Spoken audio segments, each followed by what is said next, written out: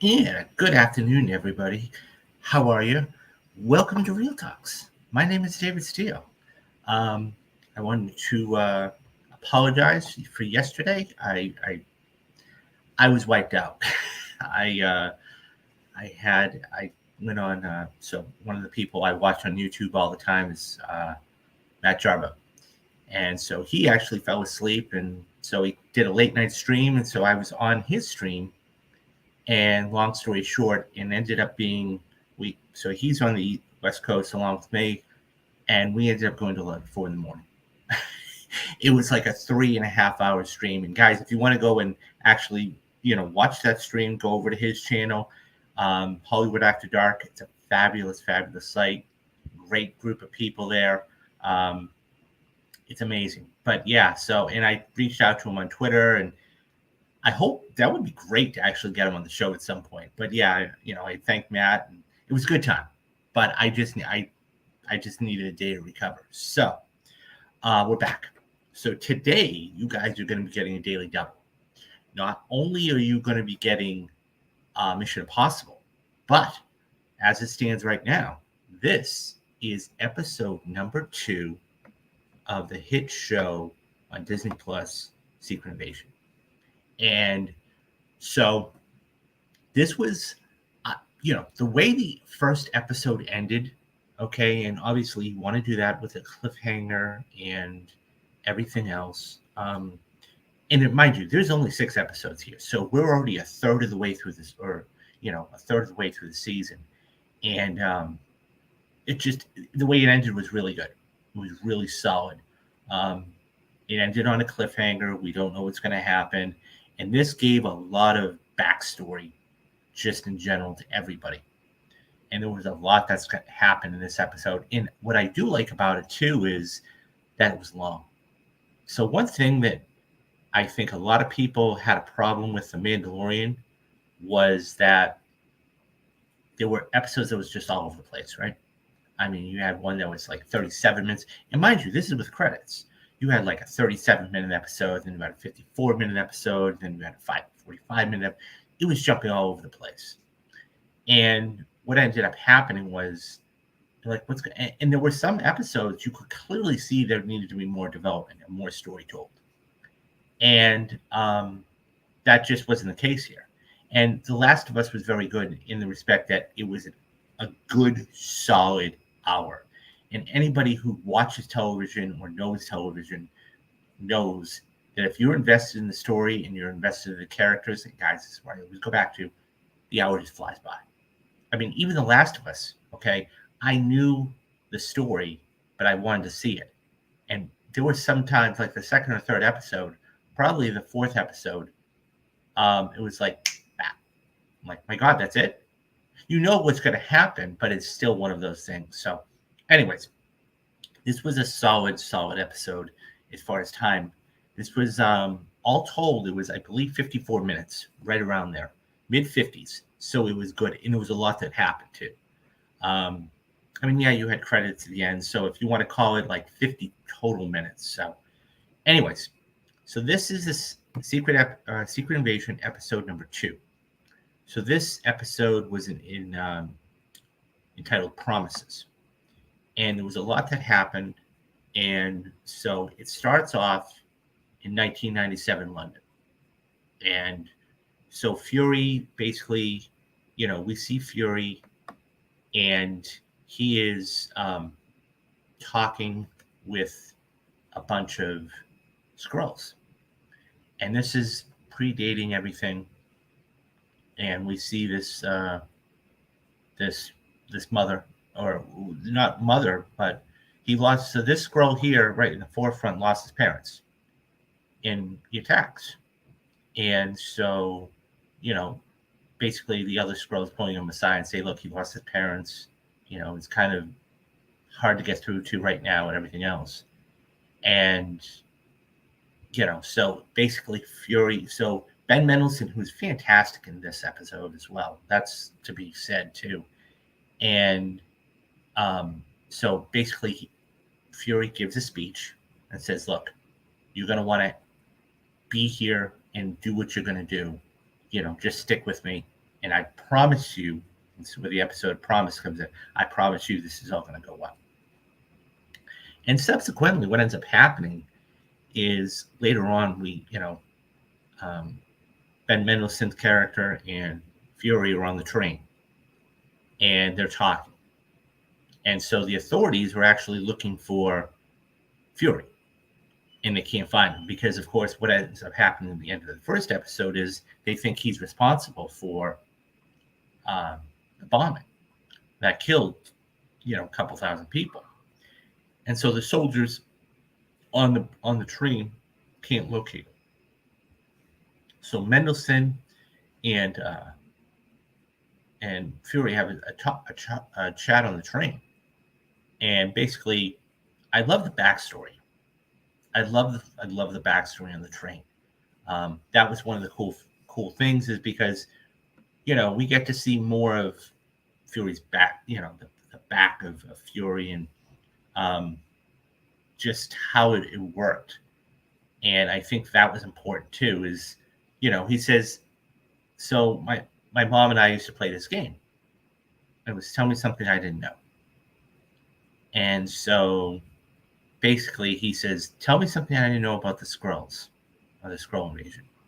And so Ben Mendelsohn's character basically tells him something that he already knows.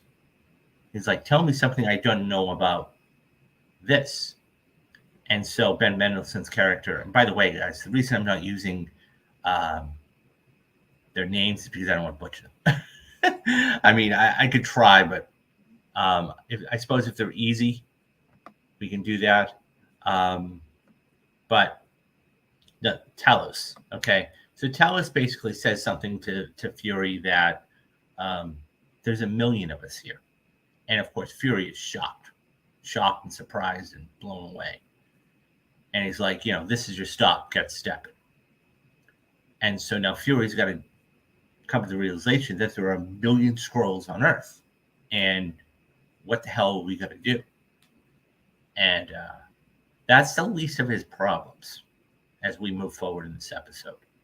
So that's the other thing too. This jumped right into where episode 1 ended. So it was one of those things where it wasn't like 5 years later, or this was almost a continuation right of episode 1, which I really enjoyed. As I said, it was a great backstory. We got a little nuggets, and this is what they do very well. And this gives you a little more depth of the character.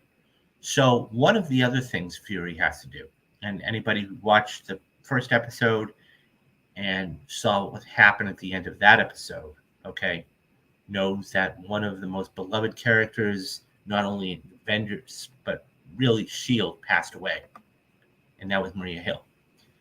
And one of the more powerful scenes, even though it was brief, was you saw the shot of the plane and the hearse, and then bringing out a casket with a United States flag draped over it. And that was Maria Hill's. And so this is the scene where basically her mother basically says, listen, that man over there says, there's a great debt that, well, how did she die? Because they weren't giving her any information. So she was really uptight about that. And basically she said, go do something about it. Go take care of it. So this is another thing that Fury has to deal with. So he now knows there's a million Skrulls on Earth. He's having to deal with the repercussions of her death. So there's a lot going on with Fury in this episode. And so then we see news reports. Okay. CNN or, BBC, whatever you want to call it. So we see news reports of the UN Secretary General, Prime Minister, and journalists from the United States. And so our villain basically talks to Emilia Clarke's character and says, look, I'm going to go see the council. I want to tell them what's going on. So the council, of course, is the hierarchy of the Skrulls. So this is the scene where basically he sits down with everybody, but it's everybody. It's the UN Secretary General, it's the Prime Minister, it's the journalists, and they're all Skrulls. And it was, I kind of knew that because the way he was speaking in a different tongue, and it was like, okay, they understand. There was no response from the other people in the room because they all understood him. So at that point, I knew they were Skrulls. And so the prime minister basically voted and elected him the general. And one of the cool shots when they were all talking is when they all stood up and they all turned as Skrulls. Of course, because look, they're shapeshifters, right? I mean, all they got to do is touch you and they can emulate you. And that's what happened in Moscow because, one of them emulated Fury that ended up shooting Maria. But really, truly, it was him that shot. So that was a cool scene. So that scene really reminded me of the Three Wise Men scene out of Training Day, which, by the way, guys, you go over to my Patreon right now. It is up. Patreon is, it's very cheap for you guys. It's only $5 a month, starting at $5 a month. But yeah, it reminded me right out of Training Day, where Alonzo goes into the restaurant, ironically, with the Three Wise Men. And he's having a conversation about, so he gets elected the general. And so now he's like the supreme leader of the Skrulls. And so at that point, he has to go, he gets a phone call. So somebody gets and we now go to Rhodey. And so Fury and Rhodey actually have to have a meeting now. And so he's like, I just got out grilling because they think that you bombed Moscow and they want your head on a platter. So at this point, he's like, meet me in the bar. So 1:00 rolls around and he walks in and the place, I got to laugh, right? The place is empty. They search him. He sits down. The place is empty, right? And it's like, look, they have their talk and the banter is really, really good. That was probably one of the best things about this episode, to be absolutely honest. Like that 5 or 7 minute exchange between Fury and Rhodes was one of the best portions of this episode. And so he's like, you're firing me? So he was pretty upset, to say the least.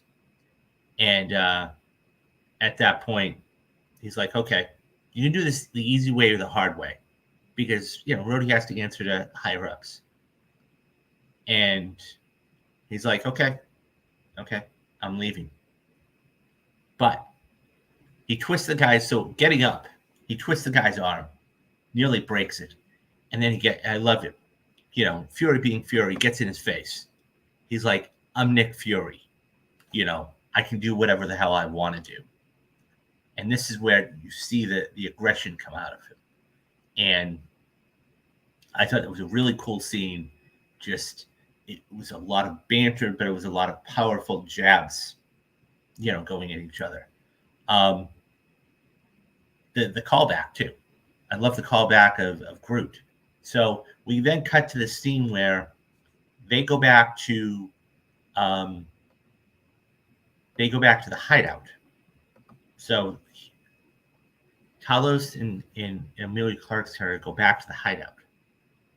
And so because they're trying to figure out the DNA.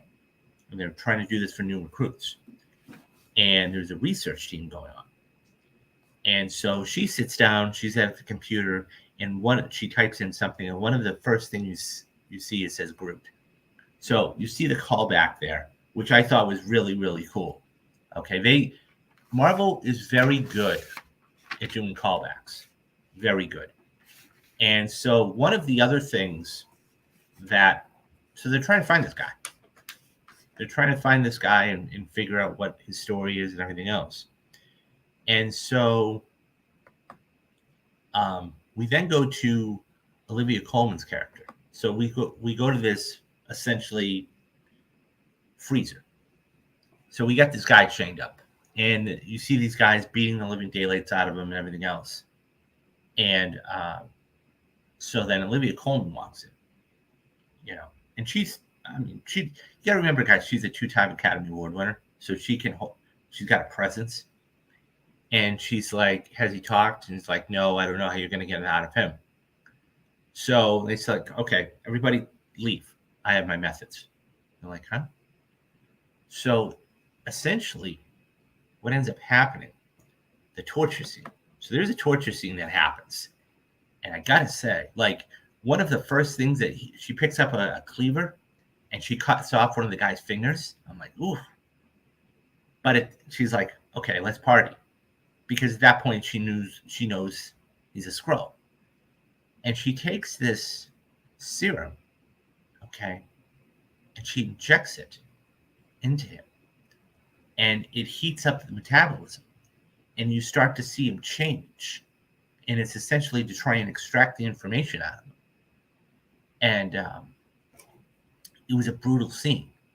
So what ends up happening is she gets the information she needs. Okay. Meanwhile, Amelia Clark's character and the other one are going to try and find this guy. They find him. Okay. There was a little bit of a scuffle. They kill the people. They break down the door. Okay. And he said, did you tell him anything? He's like, no, I didn't tell him anything. Like, okay, I believe you. So they go start driving, and then they go kill the guy. Because he obviously doesn't believe him, but he betrayed him, so he didn't want him around anymore. So now he knows that they are basically they're on his scent, if you will. They're on his tail. So one of the final things you see is, just like any good show, okay, and I always call it the oh shit moment, okay, where, it's within the last 5 to 7 minutes, something happens and it's the hook for next week. And you go, oh shit. So we see Nick Fury's wife. So he pulls up and we see some chopping, and the next thing you know, so then cuts to her, and she's a Skrull. And then she takes her human form, and they embrace, and that's the episode. And it's really going to be interesting to see. I mean, once again, and that's what a good show should do for you, unless you know the material, okay, or the source material, you should know where you should have questions. So I think there's a couple of questions to be asked here. Number one, how is Fury going to react when he finds out his wife is a Skrull, right? Because don't forget, Ben Mendelsohn's character had said there's 1 million on Earth, so it could be anywhere. Number two, what steps are they going to take to Gravik? What steps is Gravik going to take to try and make them lose his, the scent and everything else?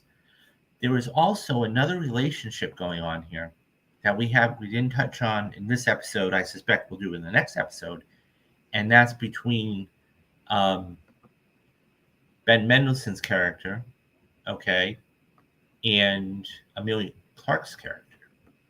So it's one of those things where, so Talos and Gaia. So it's one of those things where, what's the relationship there?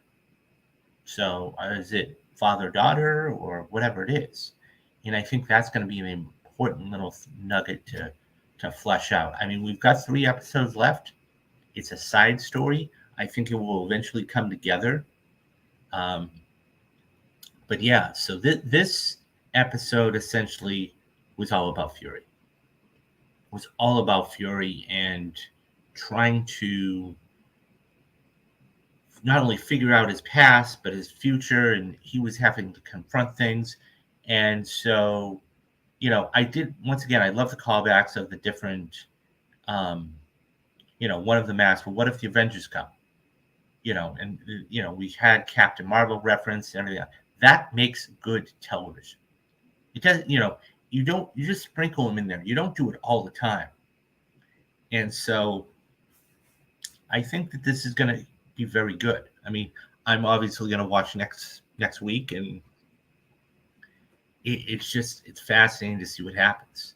So, like I said, any good show, what you want to do is you want to give them questions. You want to give the viewer questions of what's going to happen next week and why should I come back next week? And they've absolutely done that. Okay. How is the enemy going to react? Okay. You've got Fury trying to reconcile everything. You've got the Ben Mendelsohn and Amelia Clark character relationship. So there's a lot going on there.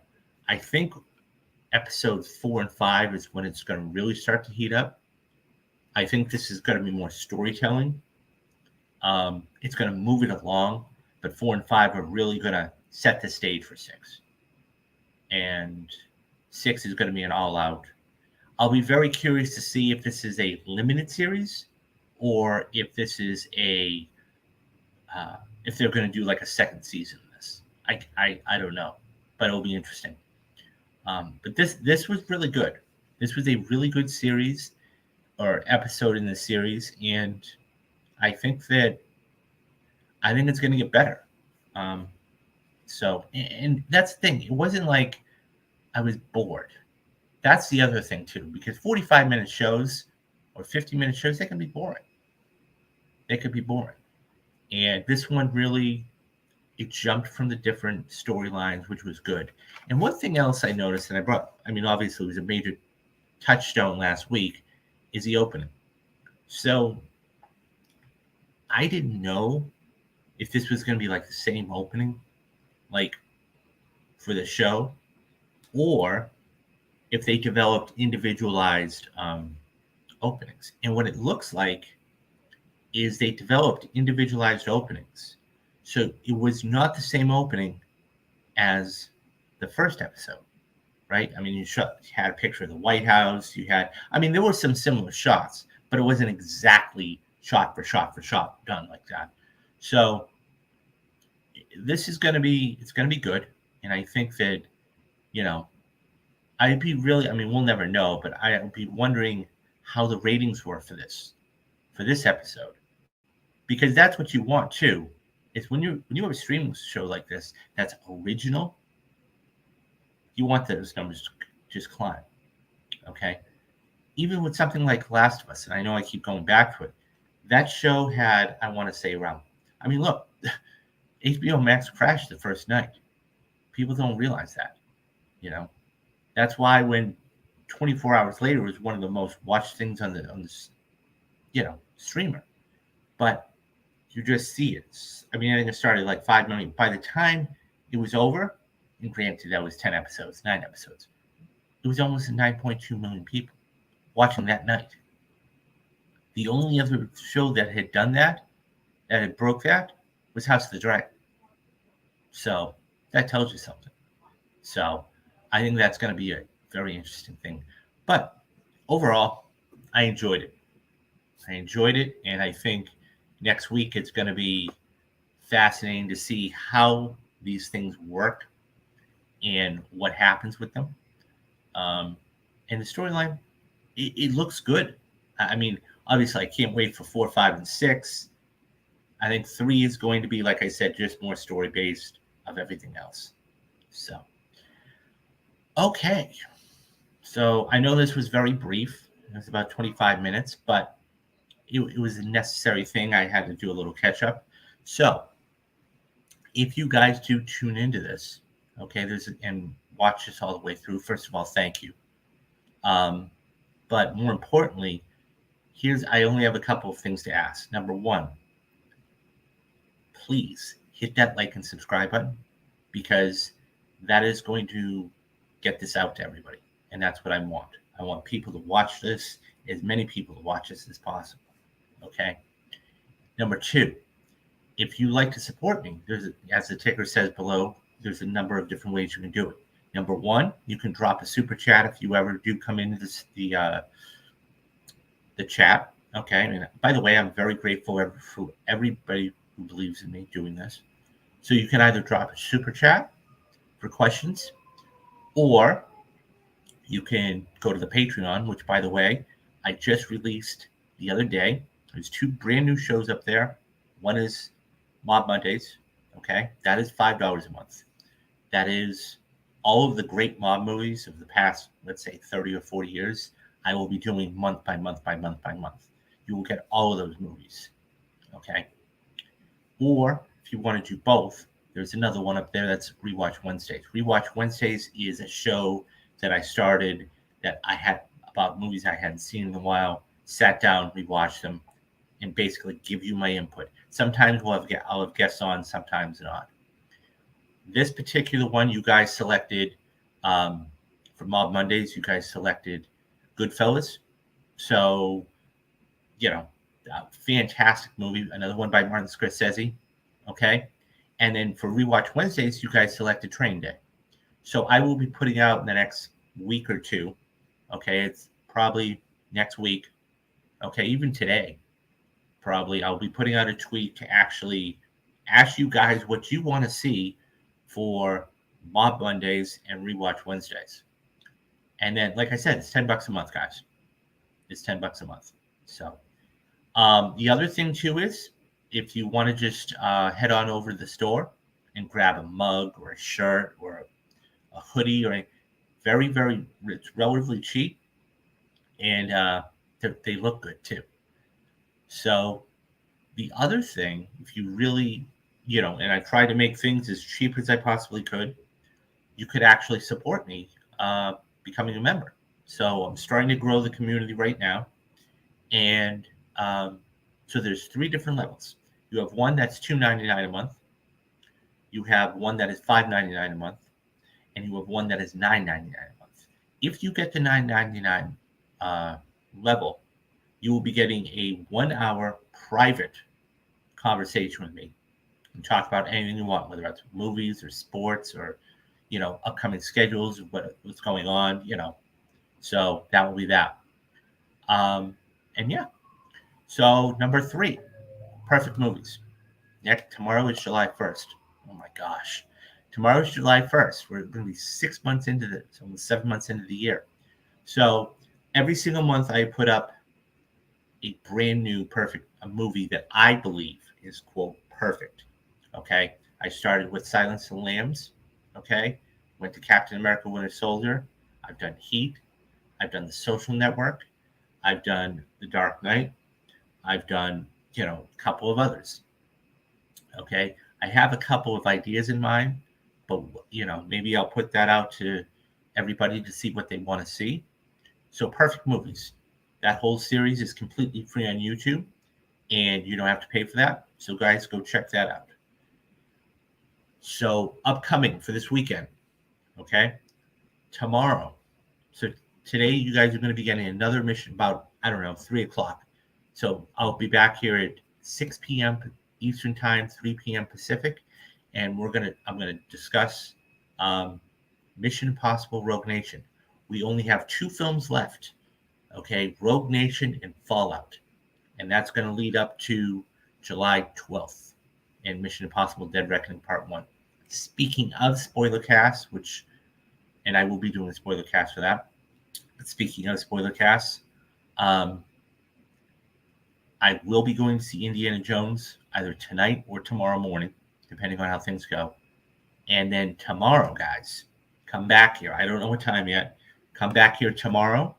Okay, I will be doing a Indiana Jones and the Dial of Destiny spoiler cast. And we'll be talking about everything about Indiana Jones, about the movies, what you liked, what you didn't like, what was a good character, what was a good scene, everything about it. So we're going to be doing that. And then on Sunday, okay, stay tuned, come back here, and we're going to be doing another Ask Me Anything. It's going to be like an open mic kind of thing. You guys can shoot your questions in, and yeah, we'll just it's basically a get to know me type of thing, and that way I can answer your questions, you get to know me, and everything else, and then we're just gonna keep going. And so don't forget, guys, we got 3 big movies coming up in the month of July. We've got, I know I keep harping on it, Mission Impossible: Dead Reckoning Part One. We've got Barbie, and we have Oppenheimer. And then in the month of August, we have Teenage Mutant Ninja Turtles, and of course Blue Beetle. So stay tuned for all of this stuff. There's so much on the channel, and I want you guys to see it all. Okay, so that is going to do it. As I said, guys, come back here at 6 p.m. Eastern Standard Time. Okay, 3 p.m. Pacific Standard Time. And you guys will be able to see my thoughts on Mission Impossible Rogue Nation. Okay, that's going to do it for today. So do the 3 things that you got to do, guys. Be safe, be careful, and have a great day and rest of the weekend. Go see Indiana Jones. All right, I will see you guys later, and take care of yourself. I'm David Steele, and this has been Real Talk.